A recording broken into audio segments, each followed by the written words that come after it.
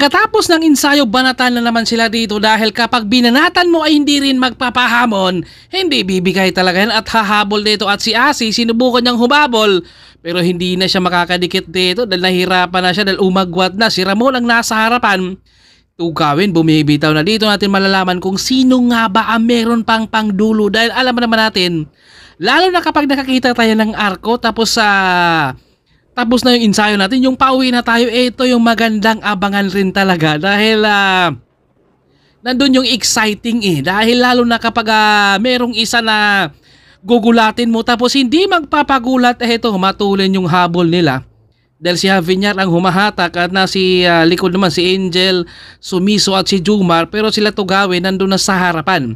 Matulin ang hatak ni Javier dito at ito parang pinatalon pa sa lubak para hindi talaga tutunog yung mga bike kung ganun talaga no. Kapag sanay ka na gamay mo yung bike mo ay talagang kayang-kaya mo. Paliparin at bumagal na. Yung tatlo dahil nakita nila matulin pero si Ramon syempre hindi talaga yan magpapatalo ng basta lang at Tugawin nakikiramdam na muna at nagre-recover. Nakita ni Sumiso na umagwat yung kanyang mortal na kalaban. Si Ramon kaya umangat din, lumipad pero si Jumar dito hindi niya pinagbibigyan rin dito. Si Sumiso rin talagang nirimate niya pero si Sumiso rin hindi nagpapatalo kay Jumar. Bawian at ubusan talaga dahil dito natin makikita na parang tune up to dahil ubusan kung tapos na yung ensayo nila pero nandito yung kanilang excitement na ito yung halimbawa kapag merong naka-breakaway, ito naman ririmati raw sila dito nila. Ito yung panghabol nila at nag-aantay sila kung sino ang hahabol dahil yung mga sprinter mag-aantayan kung sino ang hahatak.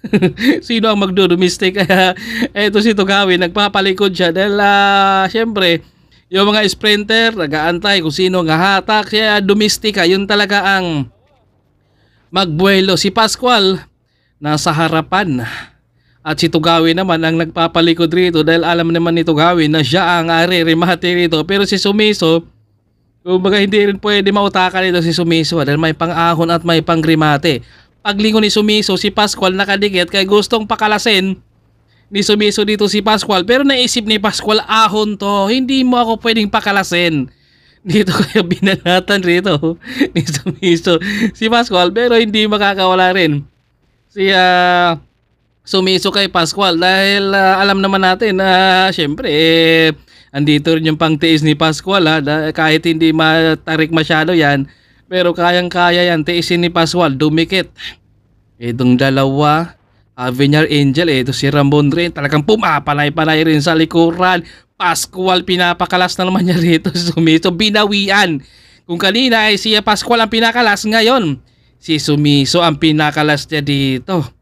At napuputol na Javier lang nasa harapan, inangatan rito at pinutol ni Angel rito dahil nag-aantay siya na si Sumiso ang habol para ririmate si Angel.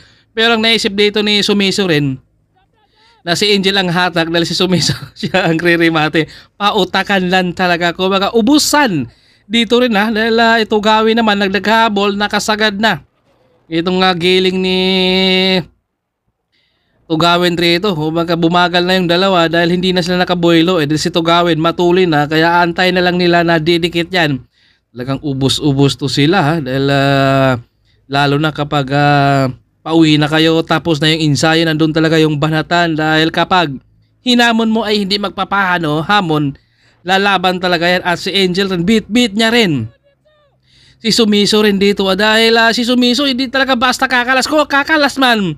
Pero hahabol at hahabol rin, nag-aantay lang talaga siya na kung sino ang magdudomestic sa kanya dahil re-remate nasa harapan. Si Abura, Pascual, Tugawin, Angel at Sumiso ang nasa likod. Antayin natin kung sino ang unang bibitaw sa kanila rito dahil si Sumiso napakahaba rin yung pangtiis nito. Kumbaga nasasanay talaga lalo na kapag kasabay mo lagi sa pag-ensayo yung mga pro. Ito parang atras na dito si Sumiso. Nahirapan na siyang dumikit rin dito kay Angel dahil kita niya na napakabigat na yung takbuhan na dito. Kaya si Angel rin nahirapan na rin dito. At si Javier all out na dito, talagang tinutulo niya yung lakas niya. At Pascual humahatak, Angel hindi na makakabit rito. Sprinter versus climber na naman tayo rito. At nasa harapan si Pascual, inangatan nito Gawis, sprinter talaga manghihibaw pero hindi nagpabatalo ang climber. Binanatan rin ang sprinter ito, bawian. Hindi nagpatalo si Gawin. Sabi niya ako na bahala rito, kaya ko na to. Pero si Jomar nasa likod pa, grabe walang katapusang banatan to, banat na sila. Dahil sabi nga nila, ubos kung ubos na tayo rito dahil tapos na sa ensayo. Kailangan ibuhos muna natin rito dahil ito yung mga exciting na part. Kung sino nga ba ang meron pang pangtira, lalo na kapag nakakita ng arko. Ito si Ramon, chinyas ng palit, pero yung dalawa dito, walang pang palit yan. Pero meron pa yung pang remate, siyempre pautakan lang. Ito si Angel naman ang umatak. Si Sumiso hindi mautakan. Dahil re-remate rin talaga, kaya ito may pangkapit pa. Ito si Ramon, si Angel ang umatak, 65 na dito, yung hatak ni Angel, nasa harapan yung dalawa. Matuloy na dito si Angel, pero hindi pa talaga makakadikit dahil matuloy yung dalawa, kumbalas na naman. Si Ramon, syempre ito, matuloy na yung hatak rin ni Bura. Kumbaga napakabigat din si Bura sa taon ng 2025. Kumbaga namamayagpag ang kanyang pangalan talaga. Kung saan, dalawang stage yung kanyang kinuha rin sa Tour of Luzon 2025.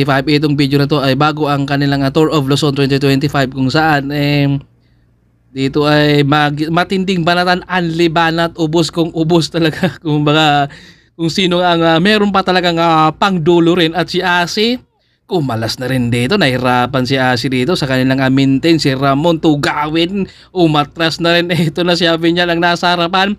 Sumiso, Jomar talagang baklas. Kung baklas talaga matuloy, no? 50 na nga dito yung hatak. Kumalas na naman si Jomar. Sumiso nakakapit pa, antibay talaga ni Sumiso pero kumalas rin siya. Kumalas na si Sumiso pero nakangiti pa rin. Bumitaw na siya pero kaya pa niyang humabol rito, tinitiis rin dito ni Sumiso na makakadikit pa. Ito talaga yung mga gustong makikipag sabayan sa mga pro at hindi basta-basta bumitaw pero nahirapan na siyang dumikit rin. Angel Pascual nasa harapan na pero matuloy na yung ahon ni Bura, kaya lalo magpas na itong si Bura rin. Napapangiti na lang si Pascual dito dahil hindi talaga nila nakapitan muna itong si Bura sa ahon. Pero si Angel rito handa naman niyang habulin daw.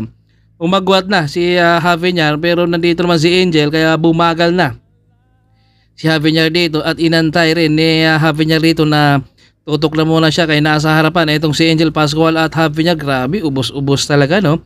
Ito yung mga pag-uwi pagkatapos ng ensayo, lalong-lalo na kapag hinamon mo yung hindi rin magpapahamon, meron talagang banatan ang mangyari din. Dahil si Ramon at Sumiso talagang kapag nagkakatinginan yung dalawa, gustong magkakabanatan lagi. Dahil yan yung mga mortal na magkakalaban sa Cebu. Yun nga lang, ka-team na sila dito sa Team Excellent Totals rin. Sinyas dito si Angel pero nandito si Pascual, nag-aantay, nakikiramdam siya ni Bura at pinakalas dito si Bura. Pero syempre nandyan naman yung pang-tiis rin dito ni Javier at kaya talaga niyang tiisin rin. Pero si Angel ay nasa likod, hindi pa raw tapos dito ang ating laban. Kailangan meron talagang kumakalas sa kanila. Ito si Angel rumimati sa ahon, no? Talagang nagwawagi kaya dito si Angel ngayon. Talagang binanata niya si Pascual.